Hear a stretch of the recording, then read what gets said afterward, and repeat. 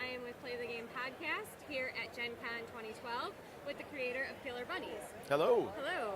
I'm Jeff Bellinger. I created the Killer Bunnies gaming system in 1989, and it's been mass published by Playroom Entertainment since 2002. And how did you come up with the idea for Killer Bunnies? Well, Killer Bunnies was invented mostly as a social interaction game where people could get together with their friends and try to team up, work together to reach the goal. The game's changed formats over the years, and then in 2000 we sort of went towards cards. Okay. Not collectible cards, grant you, but a card gaming system that everybody could enjoy. Okay. And having played it several times myself, I noticed that you kind of had a plan for future expansions almost from the get-go. Was that something that you knew that you would definitely want to pursue when you first initially produced it? I always like to say for the record that all 770 cards were planned out in 2000. But since we have references on the cards that were in the later 2000s, I can't get away with that without a functional time machine. I had a general idea of the scope of the game. Okay. The structure of the mechanics were certainly all laid out ahead of time. And the bubble that formed around the boosters and the sets were set up. And then we just had fun putting in the pop culture references as we needed them. Okay. So doing the pop culture references, did you ever think like it might date the game at all, or did you try to pick things that you thought were pretty universal? Well, actually, let me tell you what we leave out. Okay. We left out politics, religion, and major social issues, but except when we got to Conquest. Then we bent the rules. I didn't want to date it, but I sort of live in a classical reference world. So people always ask me, well, for instance, why no Buffy the Vampire Slayer references? And I would say because I've never seen Buffy the Vampire Slayer. Okay. And then people would send me videos or DVDs later on, and then I'd say, oh yeah, that is pretty good, let's put that in the game. Okay. So it became a sort of fan-based group effort. Anyway, so your fans influence a lot of what you Absolutely. do? I would say as far as the references go, everybody wants to see their favorites. And it really increased my video library. Okay. So do you get a lot of your fan base from going to cons, or do you get a lot of people going to your website? We get mail from fans every day. Okay. And I still try to answer every email, even though it backs up a little.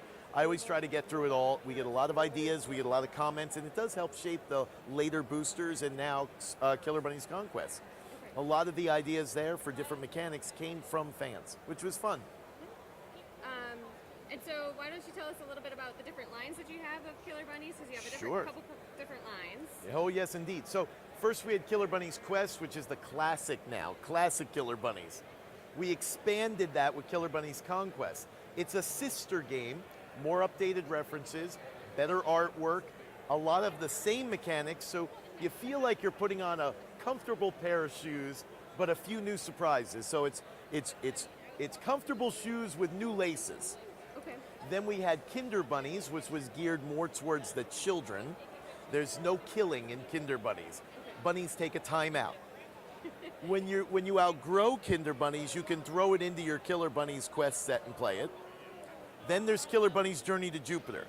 This is a gritty board game, card game with ships and a big space map, and it takes a lot longer to play. That's my personal favorite. Okay. Killer Bunnies Odyssey is our deck building game. It's non-collectible, so that the success of a person's built deck really is based on their interaction with the cards and their interpretation rather than who can afford the most expensive cards. It evens the playing field. And that's a tournament we've got going on right now in the back. Okay. And then, of course, this fall we're putting out Psychic Penguins, their first adventure. So that's a lot, and we're having a lot of fun doing it. And with Psychic Penguins, do you see it being as big as Killer Bunnies, where Yes. you will have multiple venues with it to play, Right. and multiple options? One obstacle we ran across was the name. People saw Killer Bunnies, and they said, that's not for my kids, that's not a family game. When really the opposite is true. It's very schmaltzy, very, very family friendly. Psychic Penguins is of the Killer Bunny ilk, but it's a completely different game with completely different goals, and its skill levels based on how well you know the other players. Okay. Each person has to use their own psychic powers and try to outguess what the other people are doing.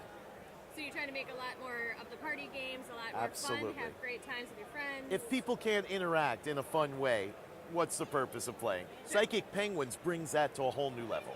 Okay. So, looking forward to that. Should be out November 1st. November 1st. Okay, we'll look forward to that. Thank you.